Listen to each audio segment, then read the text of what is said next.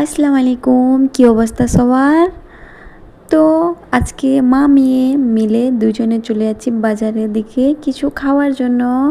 আর আনামকেও নিয়ে যাব একটু বাইরে, কারণ 2 দিন ধরে ও কোথাও যায়নি। ওর পাপা বাড়িতে নাই, ওর পাপা থাকলে তো প্রতিদিন বাইরে একটু ঘোরাফেরা করে আসে। তো প্রথমে এসে আমরা খেয়ে ফেলেছি কিন্তু আখের রস।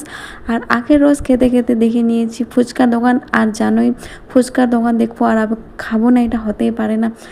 যেহেতু হায়দ্রাবাদে আমাদের ওদিককার মতো ফুচকা পাওয়া যায় না, তবু খেয়ে ফেললাম। আর আনামও খাচ্ছে আমার সাথে। তারপরে দই পুরি পার্সেল করে নিয়ে চলে আসি আমি রুমে। আর এখানে বসে বসে আমি খাচ্ছি আর আনাম খেলা করতেছে। যে দেখো আমার মিষ্টি সোনাটা কি সুন্দরভাবে খেলা করতেছে। ওকে বাইরে নিয়ে গেলে অনেক হ্যাপি হয়ে যায়, তাই এখন ও খেলা করতেছে। ভিডিওটা ভালো লাগলে অবশ্যই লাইক কমেন্ট শেয়ার করবে। তো দেখা হচ্ছে নেক্সট ভিডিওতে। আল্লাহ হাফিজ।